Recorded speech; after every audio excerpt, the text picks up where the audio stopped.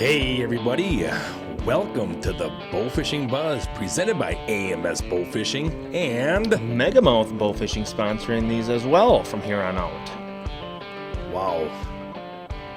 We've got in just a full Bowfishing Buzz podcast here of tournament talk. Yeah. I swear every time we have a podcast, we say about how much stuff we have to talk about. I think that this one's going to take the cake because we have just got all kinds of tournament topics and trips and all kinds of good stuff to cover since we did one probably, early May? It's been a month. Right, a little better than a month since we've done one of these. Absolutely. So looking forward to digging into this here podcast. This is episode 3 of season number 3. Season 3, episode 3. Episode 3. It's awesome. Yes, sir. So we hope that you are all having just the best of luck on your boat fishing adventures and making memories on the water. Absolutely. That's what it's all about right there, is making memories on the water. Derek, I know a little over a month ago, I had some amazing memories on the water. Yeah. With a crew that came up and joined me for some bow fishing here in Wisconsin. Crew from way down south, yeah? Arizona. Wow. I had Jason Wright, Serena Van Aslan, Cole Wright, and I love this name, Tommy Montoya. Oh my gosh. Okay, that could be Tommy Montoya. That could be like either a mob name or he could have his own radio show type of name. That's a boxer to me. Yeah, Tommy Montoya. Yep. It's like somebody to whoop your butt. Yes, it does. That is actually wow. That's a cool name. No, they're actually the crew that were the highest bid for the 12 Days of Christmas for the BAA Worlds to raise money to raise more money for payouts. Mm-hmm. And they were the highest bidder. And they won that trip up here with us, and we had a great time. It was awesome. Yeah, what kind of fish were you shooting, Matt, with those guys? They came up to Wisconsin, and they hit it just right for the peak of the buff spawn. Really? Wow, that's good timing. Yeah, we missed the full-blown spawn by a couple days, but two of them, Serena and Tommy shot their personal best fish while they were up here. Really? And, so I picked them up at the airport, okay? Mm-hmm. And, going into this, you talk to them on the phone. You look at their Facebook profiles to see kind of what they look like and all that stuff, just kind of get an idea. But you really don't know what to expect, And I'm always a little nervous when it comes to stuff like that. But as soon as I picked them up at the airport, I knew it was a great group of people. We were going to have a good time no matter what. So we went down to the lake. I had reserved some motel rooms there, and they wanted to get out there right away. So we got on the water at dark, and it was raining out, light rain coming down like that and stuff. So was this the same day you picked them up from the airport you guys drove down? May 6th. Okay. Yes, okay. May 6th. Busy day. Yeah. We hit the water, and we went to a little spot where there was some sand and just to see if there was some fish moving into some of these pockets that were back on the main lake right there. And I think we were going along that water, that sand. It was really crystal clear. We were going along that for just a little bit there, and I said, right there. And, man, Serena drew back, and boom, and she smoked that fish. First shot, huh? Wham! Just like that. We were on the water for not on the water, but we were chasing fish for maybe 4 minutes. Oh my gosh! Yeah. Wow. Yeah. So that was really cool, and we took some pictures of it. And then we eased back into this cove, and the further back in there we went, the dirtier the water get. And I could tell that there was a lot of fish in there. You could see the V's and stuff of the fish taking off. And we were kind of pushing these fish back towards the end of it. They had nowhere to go except to hit that and turn around and come back at us. Yep. And as soon as we got back to that cove right there, the fish were just hitting that bank and turning around and coming back around the boat. And I saw Tommy draw his bow alongside the boat, and I kind of looked down and I saw this side of this fish. And I'm like, that's a good fish. Yep. And he drew his bow and he smoked it. And it was quite the little tussle there. And as soon as I gaffed it, and Tommy was standing on the deck and I was down in the pit, and I gaffed it, and I brought that fish in the boat, And he went like totally speechless. You just seen the look on his face. Really? Yeah. Bigger than what he was expecting? Yeah, it was a 49-pound buff. Oh my gosh! Yeah. Wow. Do you know what was his previous? It was in the 30s. Okay. I want to say 30s or low 40s. But it was the biggest buff that he shot, and he was just like, "Oh my gosh, I can't believe that just happened." And this was relatively early in the night, then. That's our second fish. Oh my gosh! Wow. What a way to start it. Yeah, wow. that was our second fish. But we just had a great time. The following day, we shot a lot. They shot a lot of fish. I think I had 7 brute barrels full of buffs. And then I have a 200-gallon barrel. Yep. Besides that, I keep in the boat. That's one we cleaned out this morning, yeah? Yeah. Yeah. Yep. And that was completely full of buffs. Oh. So I just had a great time with them, and I can't thank them enough for making that auction, spending the money to put towards that auction and coming up here and visiting and going out bow fishing with me. It was a good time. We had a blast. Jason brought his son Cole, and Serena was awesome. One thing about Serena, so she's been bow fishing for 6 years. She's a BAA secretary. Oh, wow. Okay. Yep. They do a lot of bow fishing down in Arizona. But so Serena's been bow fishing for 6 years. 6 years. Okay. Yes. She has never held a fish. Like never shot a fish? She never held a fish. Really? No. So she shot this buff, and we get it in the boat, and it's her biggest buff that she's ever shot. Yep. I said, "You have to hold this fish. I need some pictures, and you got to hold this fish." Yep. It was one of the funniest things that I've seen in the bow fishing boat. The video is awesome because I was actually recording it. I wasn't taking pictures. I took a couple pictures, but then I started recording it. Yep. She's holding the buff, and she's talking and making all these weird looks on her face, and she's like getting all grossed out and stuff. And she's like, "I can feel his butthole twitching." Oh my gosh. Oh man. It was so pecking funny. She held another fish the following day. But I talked to her in South Dakota at the Worlds, and she said since then she's never held a fish again.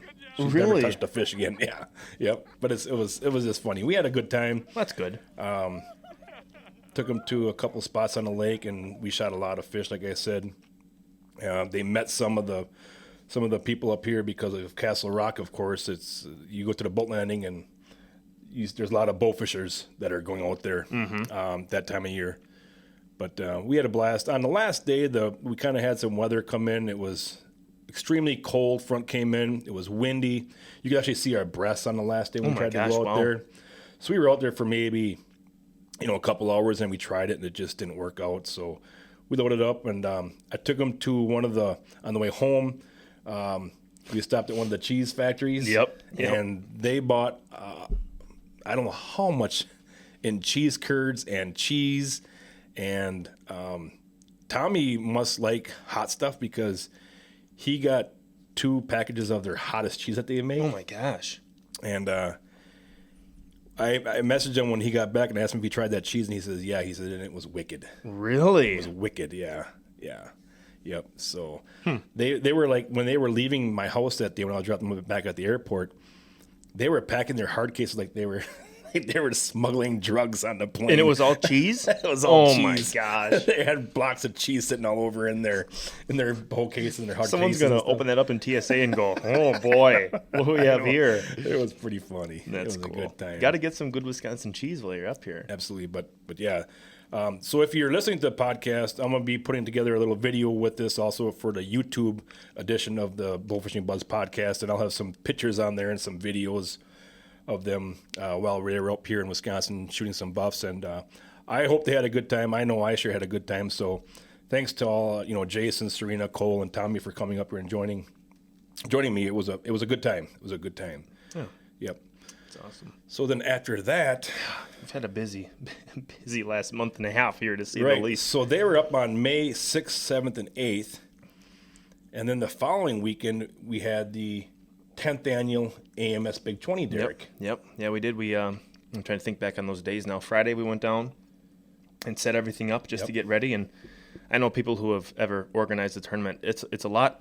there's a lot more to it than just, sending everybody off and having weigh-ins. We set up Friday and got everything ready to roll for Saturday. And I'm trying to think, we had close to, how many teams did we have register that? We had a couple of them show up the day of. 87. 87, okay. 87 teams. Yep.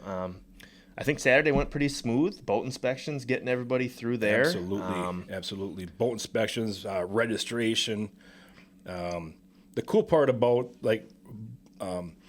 boat inspections and weigh-in is they all take place under a sheltered pavilion. Yep. Which is really cool. And we have, not to interrupt you, Matt, but we have two lanes of. I think you had 3 this year, didn't for you? boat inspection, we had 3. Right. And then weigh-ins was 2. So, lanes. You're getting in and out of there quick. Right. It's a pretty quick process for, almost 90 boats. But, yeah, it's pretty slick. Absolutely.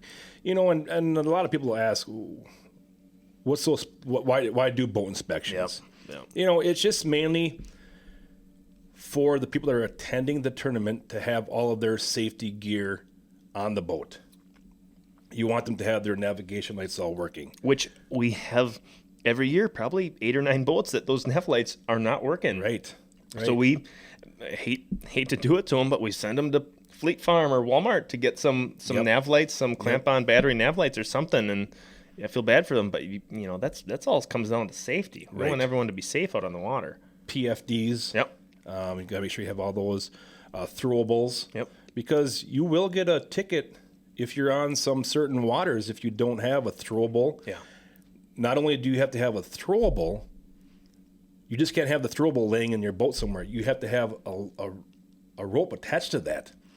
Somebody falls overboard, you can't just, so you throw them the PFD or right. the throwable, you got to have something to pull them back towards the boat with, because you can get a fine for that.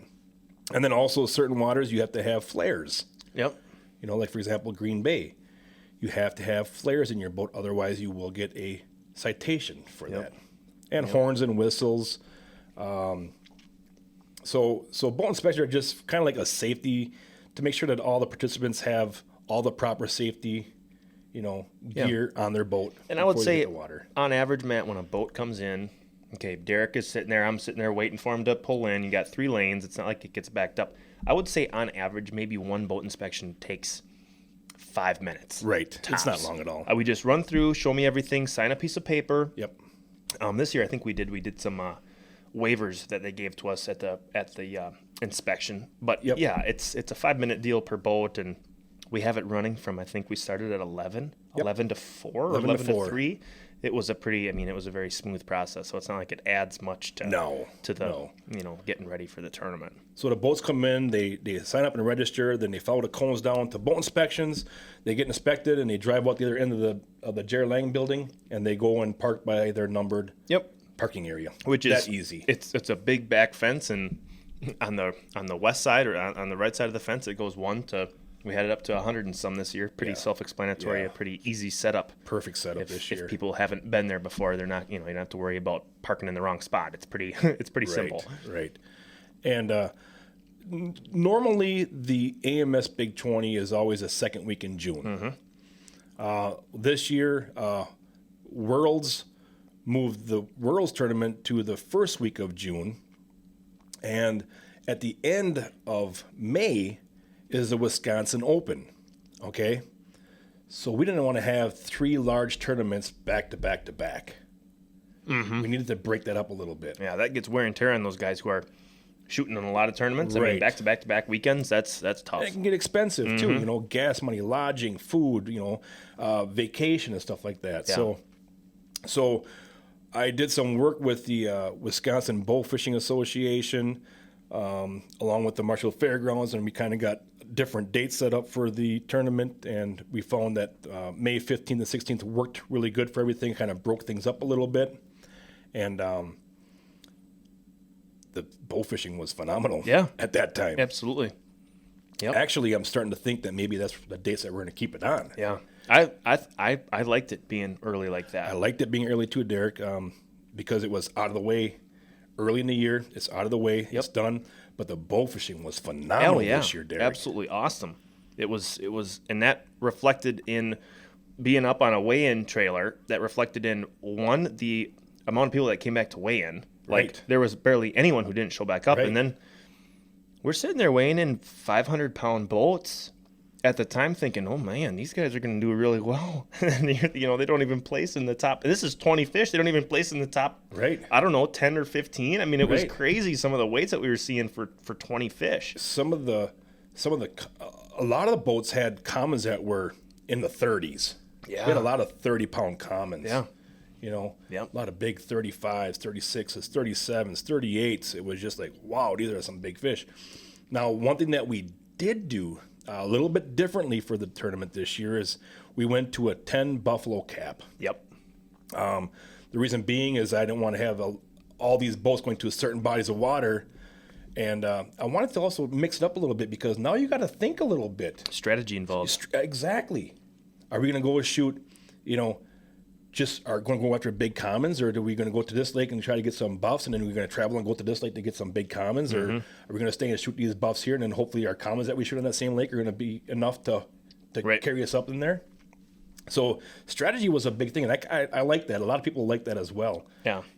I know asking a couple of the boats that came in, just when you got guys up on the trailer talking to you a little bit, I'd ask them, I said, so what was the game plan? It sounded like a lot of boats went to go find those 10 buffs first. Right. That was their knock those 10 fish off and then go battle it out to see what you can find for your next 10 commons. Yeah. And it was kind of cool to have, not just, well, let's go shoot, which is great to do this. Well, let's go shoot the biggest 20 fish we can find. Well, now you gotta tier it a little bit. Okay, let's go get our buffs first. Yep.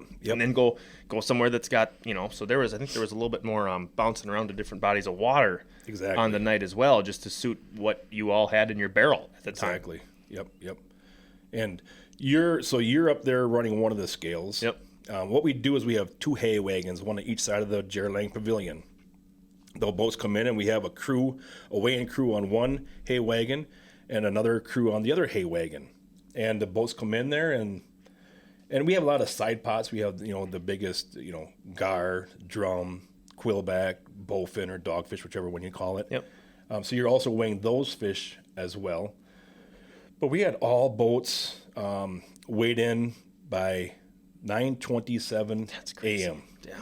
And I remember this. It was a slow start. I was going to say, we were open to start doing weigh-ins at what? We were ready at 6 o'clock? 6 a.m. We didn't have a boat come through till 7. Right. So say everybody's back an hour earlier and ready to do that. I mean, being done by 9 o'clock, that's pretty dang quick. It is. Yep. And we had great weather. Even great weather leading up to it, which is always any kind of fishing. When you have a stable weather pattern, winds, temperatures, nighttime temperatures, all kind of staying the same for a long extended period of time, the fish, they're not as spooky. They hold a little bit better of a pattern. Yep. Versus hot, sunny, cold front. The fish move. They're moving around. They're not where they were, a couple days ago when it was hot and sunny out. Right. So, and I knew we were in for some big weights, just like you said, for weigh-ins, when we didn't start weighing until like 7, because weigh-ins start at 6. Yeah. We're ready to start weighing in at 6. Yep. And a lot of boats were still traveling back at that time. There's been times when we've gone to, the crew is there at 5 a.m. to start getting weigh-ins and stuff set up. And there's a lot of times when we've gone there and there'll be like 30 boats waiting in the parking lot already. Waiting to weigh in. We're thinking, oh boy.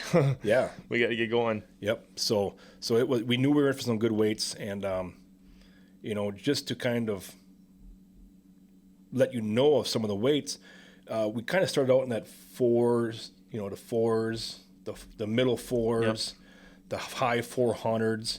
And it's like, oh yeah, we're getting a lot of good. There's a lot of boats that weighed in like the 480s and 470s. Mid 400s. That was a very common weight to see up on the trailer. Yep.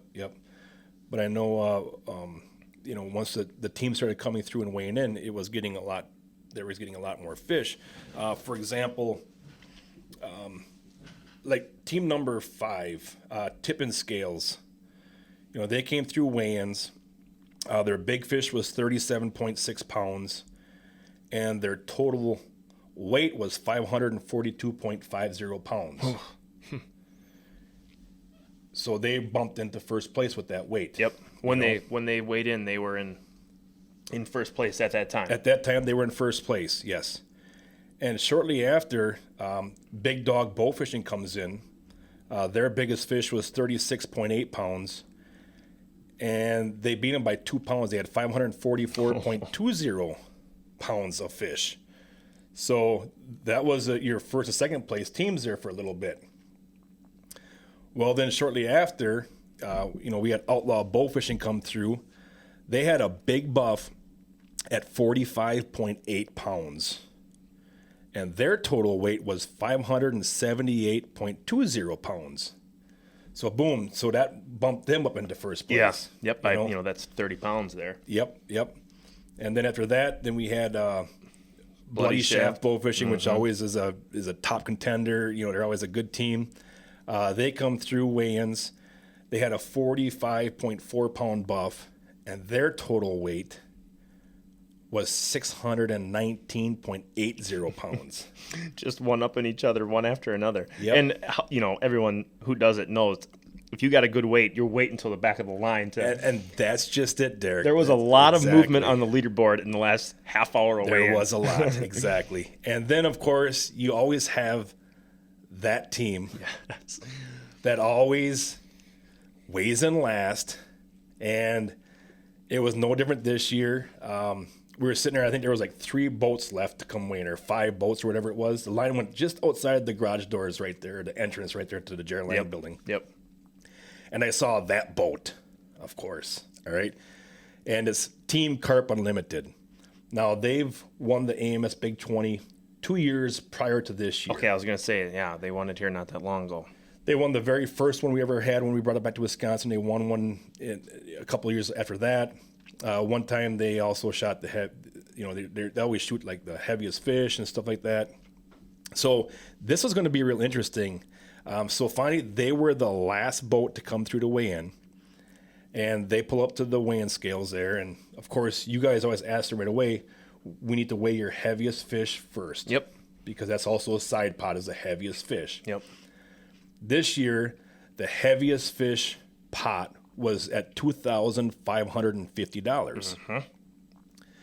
So, of course, you're reaching to one tub. And when it takes 2 people to lift a fish out of a brute barrel, it's a good fish. And they pull out this monster buff, that thing ended up weighing 52.7 pounds. And I was on the scale that they weighed in.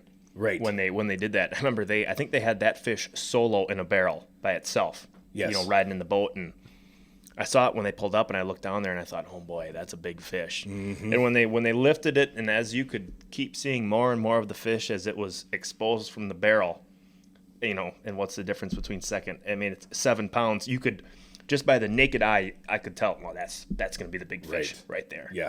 And then it was pretty cool putting it on the scale, and then everybody's sitting right outside of where the bleachers are sitting there. And everyone, of course, sits right where the weigh-in is. So they saw the weight on the scale. Carp Unlimited did. They saw the weight, but no one else could see it behind them. So I remember sitting there going, I kind of waited a little bit, milked it out a little bit. 52.7. Everyone, oh my God! The crowd goes crazy. Yep. So I remember that was a cool moment right there of them realizing that they got it, and then everyone else realizing that they, had the biggest fish too. Yep. So we have a side pot for the heaviest overall fish. Yep. Along with that, we also have a side pot for the heaviest common carp. Yep. All right. So leading up to this, Team Megamouth Bowfishing, Dustin Brusky shot a 40.4 pound common. Yep. And that was your leading common carp up to that. Right behind that was a 39.9, a 38.8, and then we also had a 38. So there was some big common carp right there. So, of course, then we asked them for their next heaviest common carp. Yep. Same thing, Derek. Same deal. I think they had it in a solo barrel. These guys, believe it or not, they've done this before. So everything is, set exactly how they wanted. And then they go and we weigh their biggest common carp, and it's 42.4. Crazy. Okay, they just weighed in the heaviest overall fish, heaviest buff, and then they got their biggest common carp back to back. We've weighed 2 fish, and that's about the best start that you can have. Absolutely. So just from there on out, we weighed the rest of their buffs that they had in. So they had all 10 of their buffs. So we weighed 9 more because they already weighed one in. Yep. And then the rest of their commons, and it was a pretty It was pretty cool to see how it all unfolded. Third place, like we were talking about, Outlaw Bowfishing, 578 pounds, okay? Second place, Bloody Shaft Bowfishing, 619 pounds. And I remember when those weights came in, we're like, oh my gosh, that's 30 pounds. Yeah. That they just, that's a heck of an average. Yeah. And I remember the day before talking to a couple of guys, and a couple of guys were saying, I think 550 will win it. 550 pounds. And up until these last couple teams, I mean, 542, 544, right, 578. Oh, okay, 619. Oh my gosh. And then Team Carp Unlimited weighed in with their big buff and their big common and their 18 other fish, 674.7 pounds. That's awesome. I mean, just blowing everybody out of the water with these big fish, and every one of their fish, we could only fit a couple in a barrel because of how heavy they were. I know. We couldn't put 5 or 6 fish in a barrel. Yep. But yeah, crazy. Congrats to them. It was really cool to see the reaction of everybody watching, and just of those guys up there. They sure as heck know what they're doing. They do. And like I said, we have this tournament on different dates, different areas, and they still do good. Yep. They're an awesome team no matter what. They finished, I think, 3rd or 4th this year at the Worlds. Following our AMS Big 20, they won the Wisconsin Open. Oh my goodness! Yeah. So Team Carp Unlimited, Bill Hoyt, Joe Pease, Josh Pease, they know what they're doing. A lot of people ask, well, how come they can keep winning these tournaments? That's just crazy. How do they keep doing this? I'll tell you how they keep doing this. They don't change teammates. They never change teammates when those three shoot together. They've been shooting together for years. They've got years of experience on certain bodies of water. They have they know how to work together as a team. Yeah. And one thing that you never see them do leading up to tournaments or the week before tournaments is you never see them on social media saying a word. Yeah. Nothing. Silent assassins. Yeah. Yeah. Yep. So they're a good team. They're good guys too. They're great guys. But so we had a total payout this year because this was the 10th annual AMS Big 20. Yep. First place was going to get $10,000. We had a total payout of $21,500. And so Team Carp Unlimited won $4,000. Second place won $10,000. They won. Yeah, Sorry, Carp Unlimited won $10,000. Second place goes to Bloody Shaft Bowfishing, winning $4,000. Third goes to Outlaw Bowfishing, winning $2,500. Big Dog Bowfishing follows that, winning $1,500. Team Tip and Scales finishes 5th with $1,000. 6th was Bad Influence, $800. 7th New Breed Bowfishing, $600. Cutthroat Bowfishing, $500. No Idea Bowfishing, $400. And then rounding out the top 10 was Stack and Gills, winning $200. So lots of good action we had this year at the Big 20. I think we're going to keep it on those dates, Derek. I'm fine with it too. And another thing was, just as far as a selfish point of view, on weigh-in day and setup and teardown, it was nice weather. It wasn't 90 degrees outside baking in the sun doing weigh-ins or anything like that either. It was awesome. And the bowfishing is better. So I think just overall, that's just some solid dates to keep on for the future. Absolutely. So let's go into some of our big fish categories here, Derek. Sure. I know we kind of already mentioned it, but Team Carp Limited won the heaviest overall fish, yep. And then they also won the biggest buffalo category with that 52.7 pound buff. So they won $2,550 for that. They won the AMS Hooligan Bow for also shooting the heaviest common carp. Yep. And then they also won a Megamouth bowfishing reel as well. So they kind of cleaned house on the big fish side of things. And the first place, $10,000. So first place, $10,000. Yeah, all added up. I mean, you're north of $13,000-$14,000 as far as everything added up there, retail value wise. Absolutely. Yeah, that was really cool. Mm-hmm. Then we went down to the drum, which they would win $300 donated by John's Custom Bowfishing Boats. That's awesome by John. Mm-hmm. 13.7 pound drum shot by ARC, Team ARK. Team ARC. Team ARC. Okay, gotcha. Quillback, 10.6 pounds. JBC Incorporated. They won an Oneida Osprey bow. donated to the tournament. Dogfish, 10.8 pounds by Stacking Gills. They won a pair of Aero LED cube lights. Are those the ones that you made that video on Facebook? Is those? No, the one I made a video on was the interior lights. The cube lights are the ones that you for like driving lights. Oh, okay, gotcha. Yep. And then the biggest gar, 18.6 pounds, Stacking Gills as well. PSE Mud Dog donated by the Wisconsin Bowfishing Association.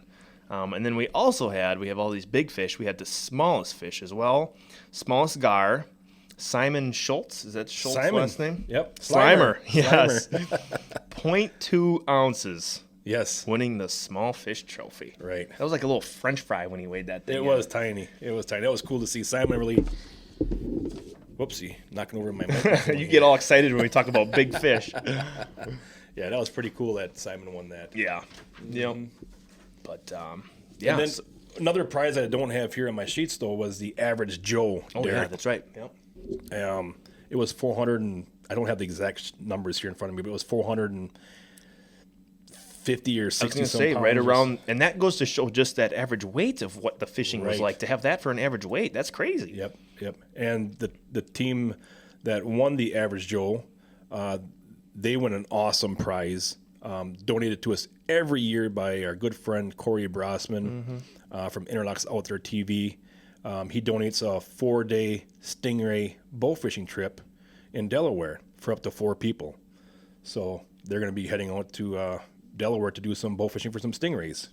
I've always said, coming back to weigh-ins, just with that prize available alone should be enough for you to want to come back to weigh in. Because even if you finish middle of the pack, we didn't finish in the money or anything, you could have a trip of a lifetime that you would just get because you're the average Joe. Right. I've always said that to people whenever they bring that up. So that's very cool by Corey to do that. And I know people who have gone in the past have had a great time. Yes, it's a good trip. It's a good time. Corey's a good guy. He's definitely going to put you on some stingrays. You're going to have a good time with Corey. He likes to have fun.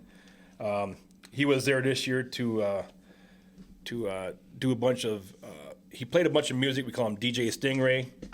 He brings a bunch of his speakers and his. I was music pulling and you stuff. guys around, and you were throwing all kinds of little goodies out into the crowd and everything. Yeah, he had a T-shirt launcher, didn't he? He did, but it blew a gasket halfway through. Oh gosh! Okay. Okay. Yeah, but we always have a good time throwing T-shirts and hats and can koozies and all that stuff out, and then we moved back into the Jared Lang building for the rules and regulations. We played a national anthem. We do the bow fisherman's prayer. Yep. And then this year, something different is we gave away a lot of the prizes on Saturday Saturday afternoon. Yep. Before we let everybody go. Versus doing it Sunday morning during weigh-ins. That way, everybody was out of there, and it finished up a lot quicker than what it has in the past. I think when people go and weigh in, okay, everyone's tired to begin with. I think they all want to kind of, the prizes are cool and everything, but they want to get going. Right. Some people got a 7-8 hour drive back home. Exactly. Mm-hmm. Exactly. So yeah, that was good that we got some of those, gave those away the night of the shoot. Yep. So then from then I competed in a couple WBA tournaments, and we got some close races going on here for the Big 20 in numbers. So I'm looking forward to the final ones coming up. Our next WBA tournament is going to be July 17th, I believe, on the Mississippi River. So we've got some more tournaments coming up, but it's going to be right down to the pinch time here. It's going to be a fun final couple events here moving forward with that. Yeah. And then from there, of course, we moved into the BAA Worlds. Lots of anticipation leading up to this event. As, there's a lot of money to be paid out. It was in South Dakota this year. This was a 2-year process because of the COVID restrictions and stuff all of last season. So this was a lot of work that Rich Porter, Lance Wheeler, and their whole crew had put into this. Everybody knew that this was going to be was going to be the largest BAA Worlds leading up to this. Everybody just knew by the numbers of boats that were pre-registered and all the talk for so many, for 2 years. And then all the talk about the large commons out there, Yeah. There was a lot of talk leading up to that. So my good buddy Dennis Redden drove up here to join me for that event. And then we picked up my buddy John from John's Custom Bowfishing Boats. He was going to be shooting in that with us as well. And we headed to South Dakota on Monday, 5 days before the tournament start, to do a bunch of scouting, and because there's a lot of lakes and rivers that you could be shooting out there. So we left early to do a bunch of scouting and stuff. And man, I tell you what, I'm still heartbroken. I'm heartbroken. Not because of how we finished, but because of what I saw and of what I didn't let some of my teammates shoot. Sure. Because I'm like, no, guys, we can't shoot these. I'm just heartbroken over that because of what happened out there. Like I said, not because of how we finished. Yeah, we had a bad tournament. I always say, if you don't want to lose, don't shoot in bowfishing tournaments. Yeah. Because you're going to lose a whole heck of a lot more than you're going to win. Humbling experience. It is, but that's not so much of it. Like I said, I was just heartbroken because of the time that we put into it, the fish that we were seeing, and come tournament night, everything just went wrong for us. Right from the start, from our power trim going out, and then going back there and trying to lift that big motor up, and it wouldn't come completely out of the water, and trying to fan through that grass and stuff. It was just, we struggled. And then I made a terrible decision to go to a different lake. And when we got there, those crazy winds had picked up. We couldn't even launch at that lake. We ended up driving back to where we put in. We couldn't launch there anymore because the waves were coming over top the dock. Oh my gosh! So we went to a different spot. We got out there, and from then on, it was done. You know, most of the fish in the tournament were shot from when you got to the water until midnight. After that, the weather just went south. Sure. Just went bad on it. But man, I tell you what, Derek, we had such a good time. The first night we were there, on Monday night, we turned the lights on. We had shot some fish during the daytime. We turned the lights on at nighttime, Derek, and we eased into this one area, and it was loaded with commons. Okay, yeah. And I said, boys, let's have some fun. Let's just fill that barrel. Let's see how short it will take us to fill that barrel. Yep.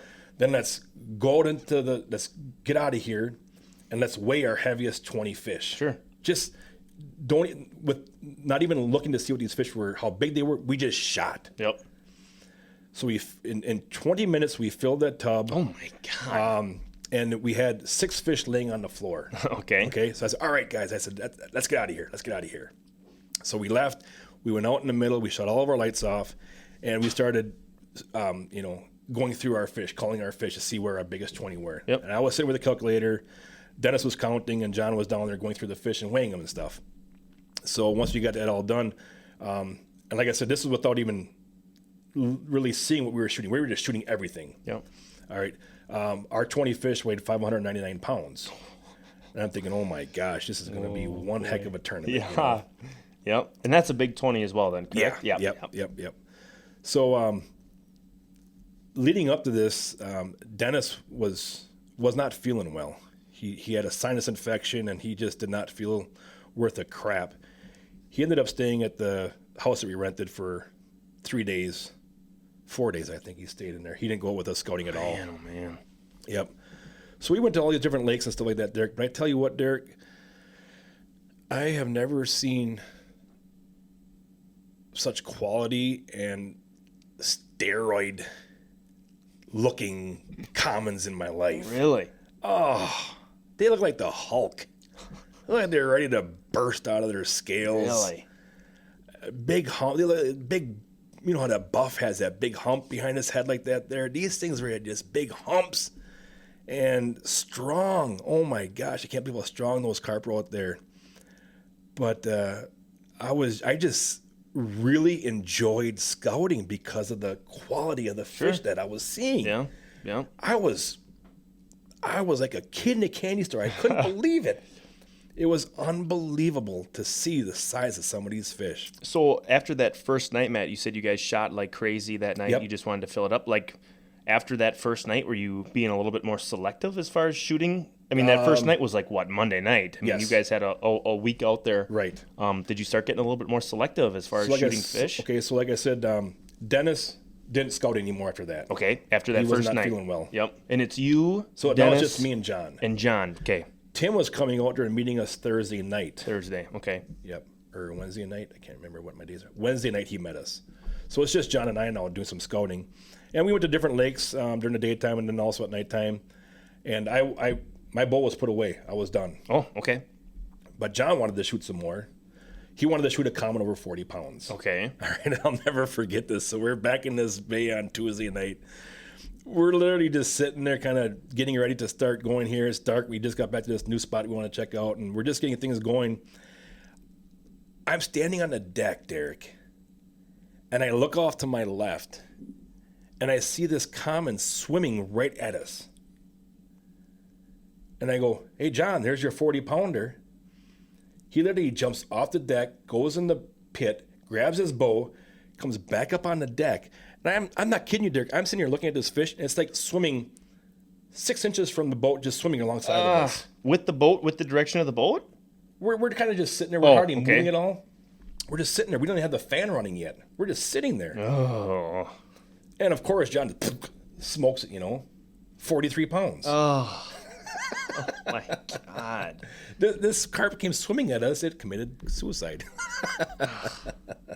It was crazy. Wow. It was crazy.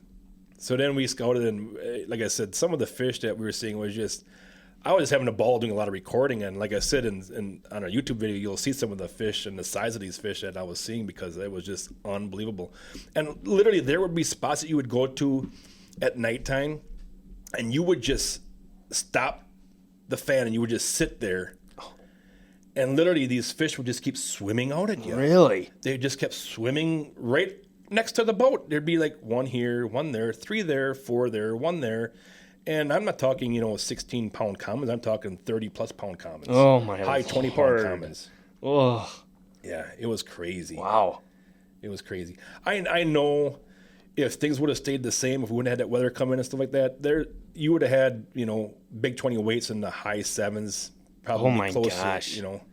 I'm very confident in saying that. Yeah, I remember seeing some video just on Facebook of some guys maybe it was you were driving down that road that we know about out there, and you took a video of the lake, and it was just rollers like you would not believe. Yep. So while you guys were scouting, Matt, so you're wanting to save these fish for the tournament, understandably so. Yeah. Did they have a regulation 24 hours before the shoot? 48 hours. 48 hours? Yes. Oh, wow, okay. Prior to the start of the tournament for the world. So while you guys were out there scouting, besides that big 43 that John shot, I mean, what do you think the biggest fish that you saw scouting that you couldn't shoot? Okay. What do you think those fish weighed? Okay, so Tim met us Wednesday night, okay? He met us at a boat landing. We went to a different spot. And I asked Tim, I said, what's your biggest common that you've shot so far, Tim? And he said 42. I was like, ooh, that's a big common. Wow, okay, yeah. That's a big common. So the next day we went back out, and I'm recording all these fish swimming by in front of us, and John's just shaking his head. He's like, can I shoot that one? I'm like, no. He goes, oh, Matt, you're killing me. So we wanted Tim to do a little shooting to get, get him acclimated. So he was shooting some fish and stuff like that. We went to a spot. There were some smaller fish, and we were letting him shoot those. And I think John shot a 45. Oh, my God. Yep, John shot a 45. So then we went to some of my A spots, okay, that I had marked on my GPS. Mm-hmm. And I said, all right, Tim, I said, I will let you shoot one of these fish, but you can only shoot one. Okay. All right?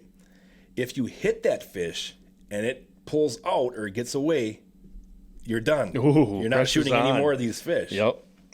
All right? So we started going, and it took maybe 2 minutes. Oh, my God. And John goes, right there, Tim, right there is your fish you want. And he shot it, got in the boat, 47 pounds. Common carp, 47 pounds. Oh. Yeah. That blows my mind. It blows my mind to even know what a 47-pound common would look like. It took us 2 minutes to find that fish and shoot it. Oh, my God. Yeah, it was nuts. It was nuts. And I said, all right, you're done. Put your bow away. You're not shooting any more fish until tournament night. That's just weird to even think that was the situation. Hey, Tim, what's your biggest fish? Oh, 42. Okay. You can only shoot one. It'll be bigger than what you got. Easy. But you can only shoot one, and it took 2 minutes to do that. Yeah, when we got to our spot, yeah. Oh, that's just crazy. Yeah. That really speaks to the fishery out there. Oh, I mean, it's crazy. good Lord. We got checked by the DNR while we were out there. I just came through and checked our license and checked our PFDs and stuff. And I was talking to them, and I'm like, why is this? My goodness, this is just crazy. I've never seen this before. Yeah. And they're like, well, the water is so fertile. Sure. Because it just keeps eating up land. Oh, okay. I mean, half the roads out there going to the water. But it just keeps eating up all this farmland, and it's so rich and with nutrients and life. Even the walleye fishing out there is phenomenal. The perch fishing out there is phenomenal. The house that we were renting, the other half of the house was guys from Iowa, and they were out there walleye fishing. So we would go out there and we'd chat with them and stuff. And, sure. And every time that they came in, they had their limits of walleye that they were filleting, out there in the cleaning house there and stuff. So I know that there's a fear in North Dakota on some of those bigger bodies of water of carp being introduced, that they think it'll destroy the fishery. But you're saying that there's all kinds of game fishing opportunities as well as bow fishing opportunities down there, huh? I went out the following week after the Worlds. Mm-hmm. I tried to get a Airbnb or VRBO house to rent out there. Yep. In that same area, I could not get a motel room. Oh, let my alone gosh. A house. I called my buddy that has the rentals out there, and he's like, dude, it's prime walleye season. Sure. Everything's booked out here right now. The closest motel I could get to where we were staying was 50 miles away. Oh, gosh. Yeah. Wow. Yep. And when I went back a week later, I didn't see any of those big fish. They were gone. Oh, man. The biggest fish I shot was 34 pounds. Wow. Yeah. It was crazy. But we'll be right back after this short message from AMS Bowfishing. So we're going to take a break and enjoy the commercial. Why I Bowfish. Hunting fish with a bow. Non-stop action. Never slow. By day, by night. Great shots. Great fights. With family, with friends. Trash talk never ends. And kids, they love it. If they miss, think nothing of it. By foot, by boat, by board or canoe. How you do it is up to you. Aim low. Shoot fast. Watch your shadow. Watch the grass. Shoot carp, raise, or gar. Shoot them close. Shoot them far. Stout arrow. Barb tip. Retrieve a reel. Let it rip. Bowfishing. Give it a shot. Welcome back to the Bowfishing Buzz, presented by AMS Bowfishing and Megamouth Bowfishing. My name is Matthew, and I'm here with my good buddy D. Schmitty. Doing that's the intro again there. Yes, sir. Yes, we missed it at the first time. We did. I don't remember saying D. Schmitty at the beginning. We were just so excited to get into it. We missed it. We just had a good conversation, Matt, about the Worlds. So I think we can just tell everybody what the results were of the Worlds. Congrats to Todd Downs, Megamouth Pro staffer, by the way. Yep. And Team OCD Bowfishing, 488.7 pounds. Is that right, Matt? 488.7? Oh, That's true. I'm just thinking all these big fish. That just goes to show you what the conditions were like the night of the tournament. It was crazy. Yeah. It was crazy. Winning the Big 20, $12,500. Clint Horn and Team Natural Disasters also in the numbers category, 509 fish. $12,500 for numbers too? Holy cow. High rollers. Good Lord, that's awesome. So congrats to Todd Downs, Team OCD, and Clint Horn of Natural Disasters. That's awesome. Total payout of the Worlds, Matt, $77,719. That is absolutely wild. It is. Wow. Hats off to those guys and all the other teams that placed well in the tournament. It was tough conditions. You guys did a great job. So hats off to you guys for sticking with it and doing well at the 2021 BAA Worlds, South Dakota. Good job, Lance Wheeler, Rich Porter, and crew did an awesome job. Good job. Yeah, from everything I heard of it, it was besides conditions of the night, which you can't control that. Everything went pretty well there. I know when I was sitting at this boat landing, it was like 3 o'clock in the morning, and I had two buddies, Al Brusky and Corey Brossman and their team, both called me and said, "Hey man, where you at?" And I told them where I was at, and they're like, "Can you wait for us?"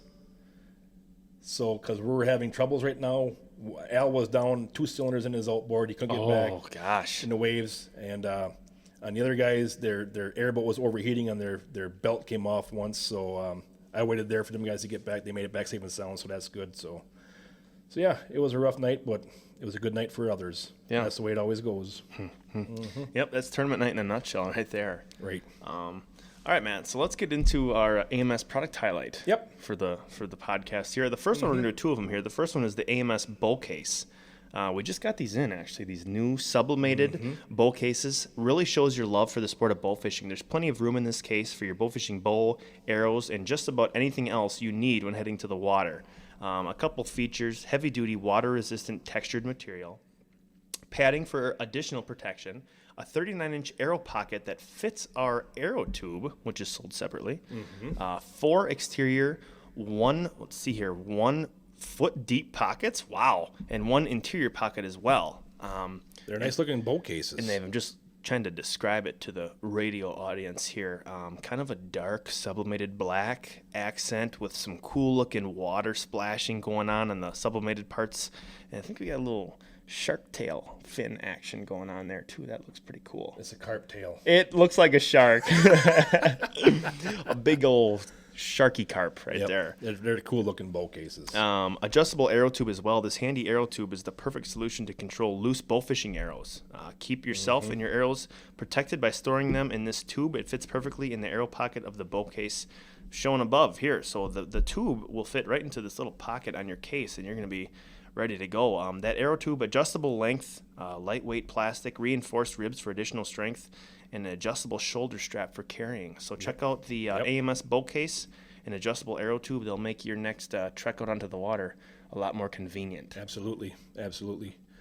So with that, this weekend we have the Kicking Bear AMS Bowfishing and Wisconsin Bowfishing Association Youth Bowfishing Night coming up here this Saturday down at Goose Island on the Mississippi River.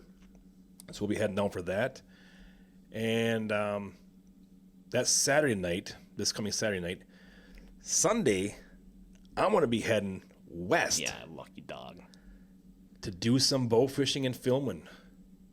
So you have to keep checking out with that and see where I'm heading to, because I'm really looking forward to this with the scenery and... Oh, you're going to tease them. You're not going to tell them, are you? No. I have to wait and find out where I'm heading to. So with that, I think we're going to be wrapping up Bowfishing Buzz Podcast, Season 3, Episode 3.